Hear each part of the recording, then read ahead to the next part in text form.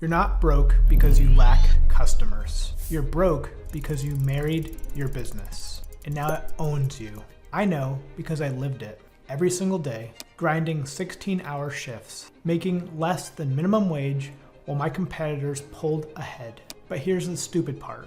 I spent 12 months implementing 7 growth strategies in completely the wrong order. The one thing that would have doubled my business overnight, I saved it for last. If I'd raised my prices on day 1 instead of month 12, I'd have saved myself 6 months of unnecessary struggle. But I was scared, too worried about losing customers, so instead, I lost time, money, and almost my sanity. What I'm about to share with you are 7 growth levers that took me from sleeping on coffee sacks to building a $1 million coffee brand, in the order you should actually do them, not the backwards way I did. If you're ever feeling trapped inside your own business, right now, making less than you deserve, working more than you should, these 7 growth levers are about to change everything. But please, learn from my mistakes. Start with pricing, not SEO like I did.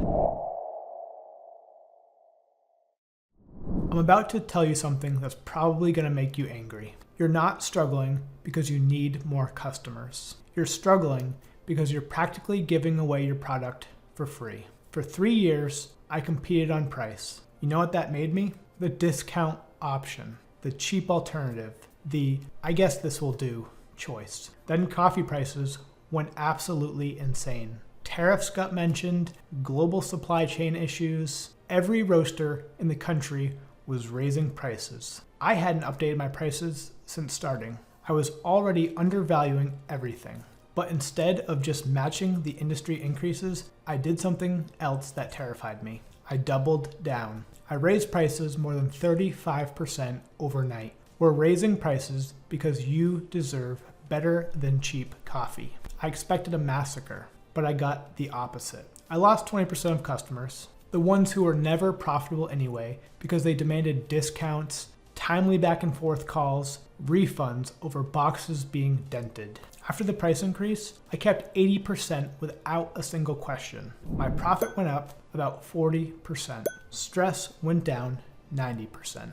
One wholesale customer actually replied, "I was wondering when you were going to raise prices." Not because they were going to leave, they just didn't understand how I had been able to keep my prices there for so long. I wanted to throw up. This customer had been waiting for me to value myself properly for 3 years. So here's what nobody tells you about pricing. Your price is your signal. Low prices signal low quality, even if it's not true. High prices signal premium, even if you're the same as everyone else. But here's the magic. The customers who stayed became super fans. Higher prices attracted better customers. Better customers hold better friends. Better friends paid better prices. And suddenly, I had money to invest in the business. Money for equipment, money for marketing, money for help. While I don't know what product you offer, I do want you to know about the anchor pricing strategy because it works. Always offer 3 tiers.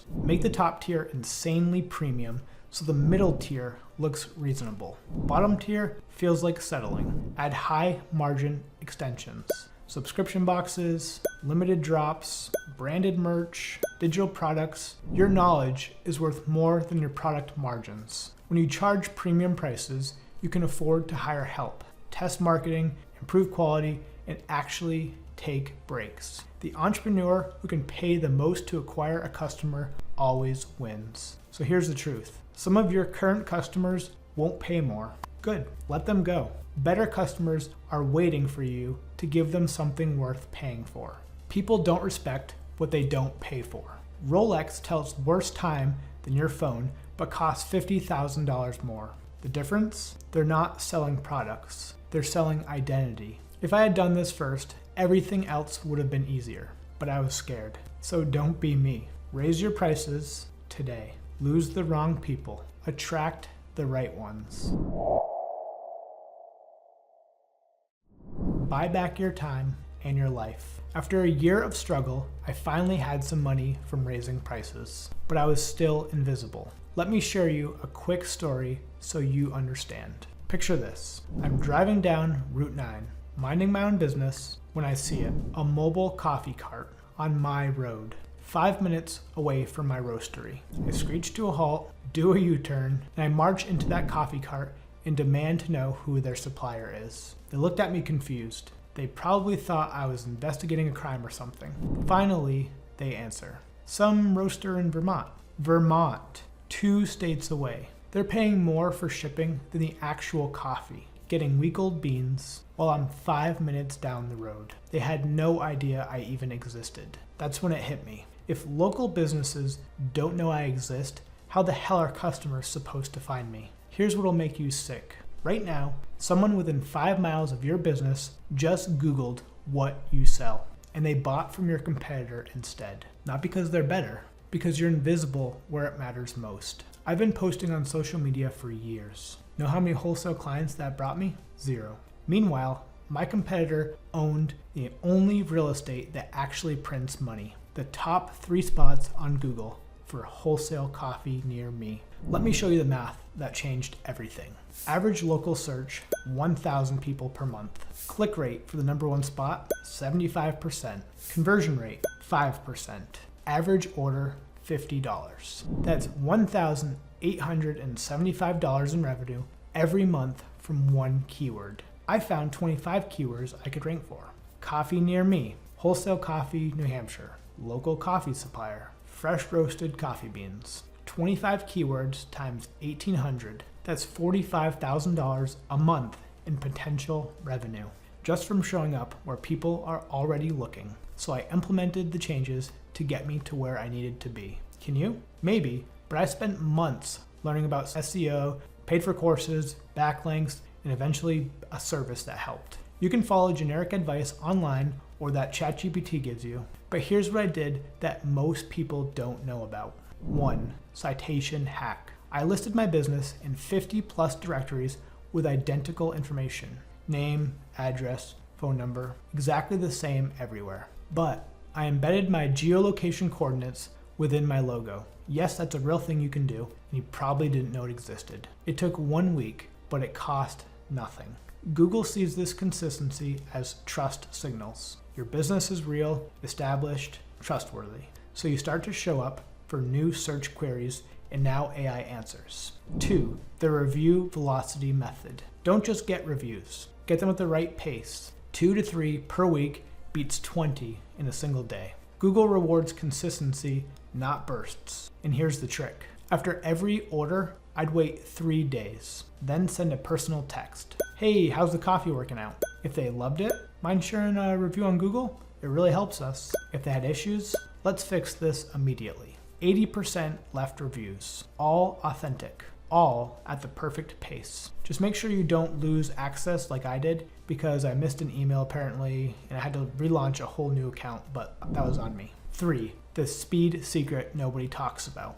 Going from 3 seconds to 1 second load time doesn't just help SEO, it doubles conversions. Every second costs you 7% of sales according to Google.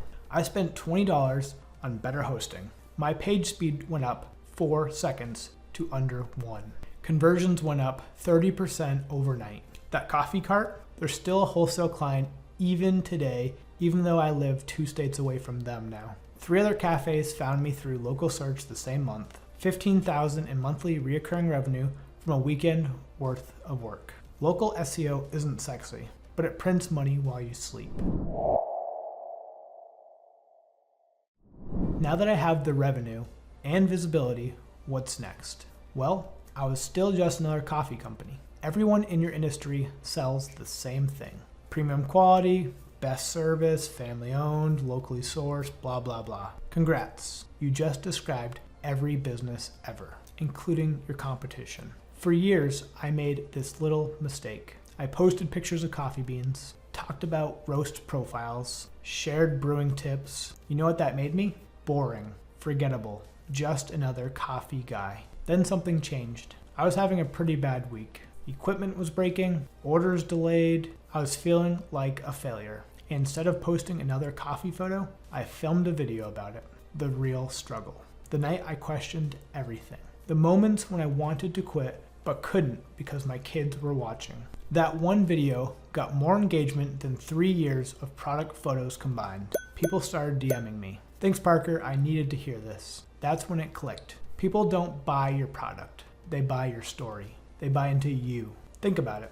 Harley Davidson sells transportation, but people tattoo their logo on their bodies. Yeti sells coolers for $400. Coleman sells them for $40. Nike sells shoes, but customers buy transformation. The difference? They stopped selling products and started selling identity. Here's what actually works. Document your real journey, the struggles, not just the wins, and share the expensive mistakes. People connect with failure because they've been living it too. Show what competitors hide. When I stopped hiding behind my brand and let people buy into me, everything changed. Same coffee, same quality, different connections. Because they weren't just buying coffee anymore. They were supporting a mission, a person, a story they saw in themselves. Your story is the only thing competitors can't copy, so use it. 6 months in, I had good prices, local visibility, and a story people could connect with. But I was still doing everything alone. Here's the difference between businesses that grind and businesses that scale. The grinders try to win alone. The scalers build armies. Your smarter competitors have 50 people selling for them, and they're not even on payroll. I'm talking about affiliates, influencers, and strategic partners. But I learned this the hard way. I spent months sending DMs to influencers. Most ignored me, and many took free coffee and then they ghosted. I didn't even know how to vet them, didn't know what to look for, was targeting the wrong people entirely. Someone with 1 million followers seems impressive, but half are bots, and the other half don't even engage. And they want $5,000 to hold your product once. That's not influence. That's just expensive marketing. Real influence works differently. One micro-influencer with 5,000 engaged followers beats a celebrity with 5 million bots. So here's what finally worked. The micro-influencer method. Found people with 1,000 to 10,000 engaged followers. Not just followers, engaged ones. Comments, not just likes. Conversations, not just views. So I DM'd them directly. No agency, no middlemen. I sent them a simple, direct, human message. I offered the product plus commission, not flat fees. This aligns incentives. They only make money if they're actually driving sales. However, this was only one platform we reached out to. Bloggers and YouTubers actually still drive more sales than Instagram. Instagram posts die in 24 hours. A blog post can rank forever. YouTube video compounds views for years. So I found bloggers already ranking for coffee review and any related terms. I sent them samples and offered exclusive discount codes if they could review us. One blog post from 3 years ago still sends me 5 customers a month. That's 180 customers from one piece of content. After putting this into effect, here is what I saw. I reached out to 50 influencers. 20 responded positively. 12 posted content. 3 became long-term partners. Those long-term partners, over $100,000 in revenue. My cost, $200 in free products. My ROI, 500 to 1. But here's the multiplier effect. When influencers see other influencers posting about you, FOMO kicks in. They start reaching directly out to you. Suddenly, you're not chasing anymore. You're closing. Now, I don't advertise much. My army does it for me while I sleep, while I'm with my kids, while I'm working on the business and not in it. Stop trying to win alone. Start building your army. Here's what separates million-dollar businesses from everyone stuck at 6 figures. They built a machine. You built another job. Think about McDonald's. A 16-year-old can run it.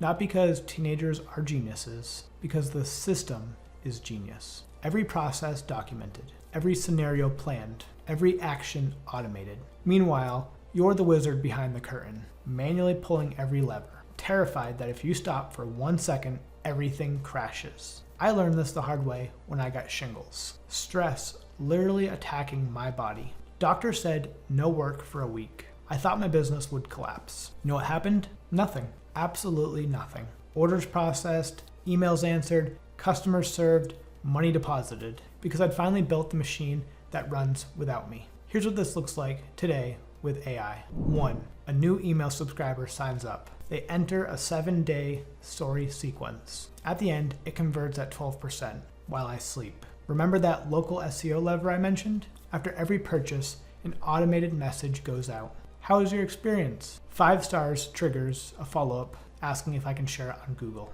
3 stars triggers, how can I fix this? Reviews pour in automatically. 2 to 3 per week. Perfect velocity. 2. A new affiliate signs up. Welcome packet gets sent out automatically. Unique code generated. Commission tracked enabled. Monthly payments automated. I only find out about new partners when I see the sales spike. 3. This is where it gets crazy and I'm just getting my feet wet. AI chatbots handle 80% of questions. Where's my order? How do I brew this? What's the difference between blends? All handled instantly. 24/7. In my voice, escalations create tickets, tickets route to the right person, responses tracked, patterns identified, FAQ updated automatically based on common questions. But here's where new AI technology changes everything. ChatGPT API integration. Customer emails a question. GPT analyzes intent, drafts response in my voice. If confidence is high, it sends automatically. If unsure, it escalates to a human. Response time, 30 seconds. Cost, less than 2 cents. Customer satisfaction, up 40%. 4. AI tools for SOPs that anyone can follow. Record yourself doing any task once with Loom. Feed it to Claude. AI writes the SOP, formats for delegation, creates training materials. What took days now takes minutes. Every process in my business is documented. Anyone could run it, which means I don't have to. The formula that changed everything: document, automate, delegate, optimize. Every process follows this path. What starts as your job becomes the machine's job. So here's the mindset shift. Stop thinking about AI as a tool. Think about it as your first hire who works 24/7, never complains, gets smarter every day, costs less than a cup of coffee. Your competition is still manually doing things that a machine can handle automatically. They're drowning in tasks. You're focusing on growth. So build the machine, let it run, focus on what actually you can do. Vision, strategy, relationships. When your business runs without you, that's not just freedom, that's an asset you can scale or sell. Here's the sickest joke in entrepreneurship.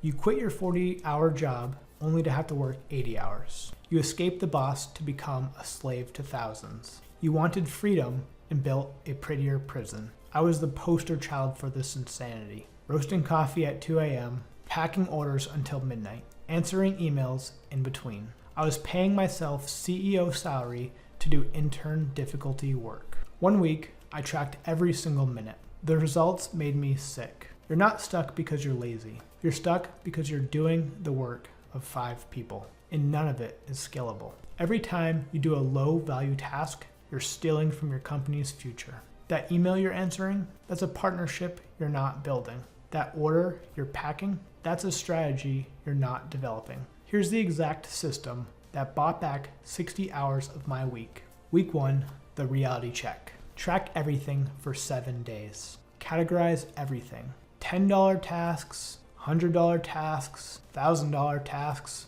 whatever works for you. Now, prepared to be horrified. I was spending 12 hours a week on email and ordering supplies, $16 an hour task. 35 hours roasting, packaging, and shipping orders, $18 an hour task.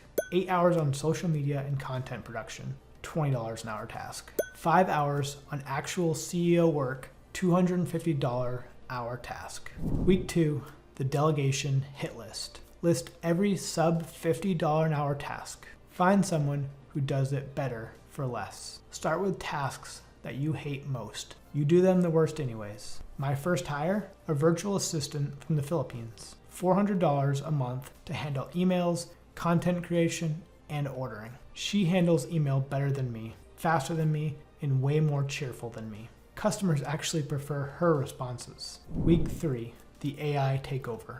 Marketing copy, ChatGPT in seconds. I used to spend hours writing product descriptions. Now it's 5 minutes. Social media posts, AI generated drafts. I just add my own personal touches afterwards. Customer FAQs, AI chatbot handles 80%. Week 4, the system installation. Document every process with Loom videos. 5-minute recordings replaces hour-long trainings. Create SOPs for everything you delegate. If this, then that. Simple, clear, foolproof. Build templates for everything you repeat. Email responses, social posts, invoice formats, everything. I hired a fulfillment employee and they handle everything now. Inventory, packing, shipping, returns. I went from 15 hours a week packaging to 0. Here's the math that'll probably blow your mind. A VA frees up 20 hours weekly. Fulfillment frees up 15 hours weekly. AI tools frees up 10 hours weekly. Total, 40 hours per week. If I pay myself $250 an hour, that's equivalent to $500,000 a year I gained back. The cost, $1,200 per month. Return, over $40K per month in freed capacity. That's a 34x return on investment. Your only job as founder? Vision, strategy, relationship, innovation. Everything else? Someone or something does it better, faster, or cheaper. When you buy back 10 hours a week, that's 520 hours a year. That's 13 work weeks, an entire quarter of pure growth. What could you build with an extra quarter every year? Here's what nobody tells you about these levers. They're not separate tactics. They're one system where each piece multiplies the other. So yes, lever 7 isn't its own tactic, it's a combination of the previous 6. Let me show you how this actually works. Higher prices from lever 1 funds everything else. That extra 40% margin, that's money for tools, money for help, money for experiments. Without raising prices first, I couldn't afford anything else. Local SEO from lever 2 brings customers, but those customers stick around because of your story from lever 3. They find you through search. They buy from you because of connection. Your story from lever 3 attracts affiliates from lever 4. Influencers don't want to promote generic products. They want to align with your missions. Share stories, be part of something real. When you're vulnerable, they want to help. The army from lever 4 needs systems from lever 5. Can't manage 30 affiliates manually. Can't track commissions on spreadsheets. Can't send updates one by one.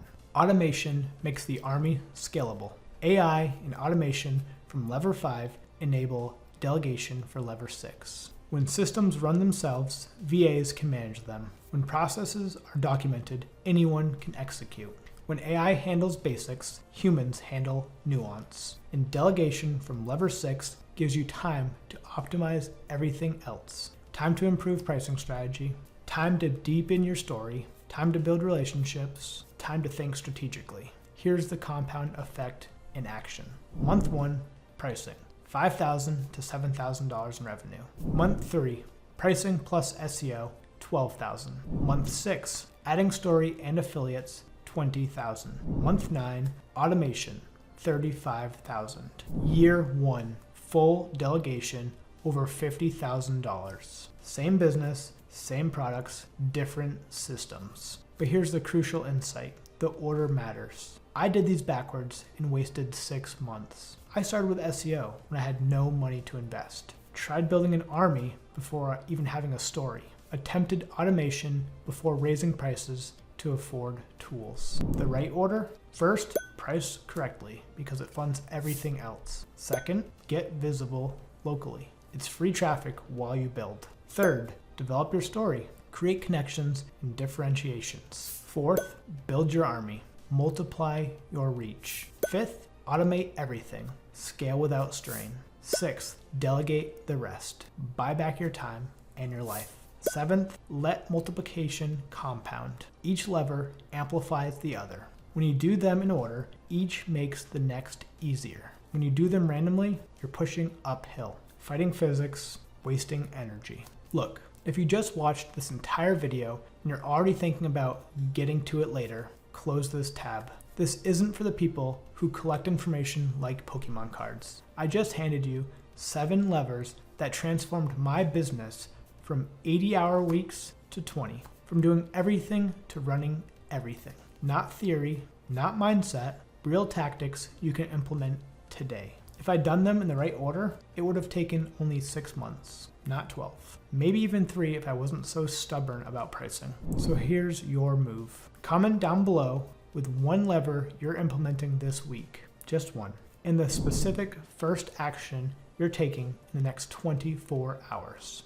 Today, not Monday, not next month, today. Because everything else gets easier when you're not broke. The gap between where you are and where you want to be isn't more information. It's 1 decision, 1 action, 1 lever. Coffee's hot, your business is waiting. Stop watching, start building. But first, a quote I want to share with you. Give me a lever long enough and a fulcrum on which to place it, and I shall move the world.